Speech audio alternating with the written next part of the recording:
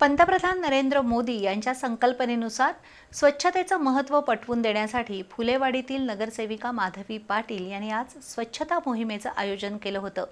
फुलेवाडी टेमलाई मंदिर ते भगवा चौकापर्यंत सुरू असलेल्या 3 तासांच्या मोहिमेत 5 ट्रॅक्टर कचरा आणि खर मातीचा उठाव करण्यात आला। यामध्ये परिसरातील नागरिक उत्स्फूर्तपणे सहभागी झाले होते।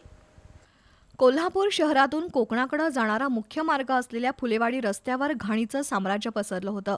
नगरसेविका माधवी पाटील आणि फुलेवाडी संस्थेचे पदाधिकारी मानसिंग पाटील यांच्या पुढाकारातून आज स्वच्छता मोहिमेचं आयोजन केलं होतं। सकाळी 7 वाजता फुलेवाडी लक्षतीर्थ कॉर्नर इथल्या टेमलाई मंदिरपासून या उपक्रमाला सुरुवात झाली।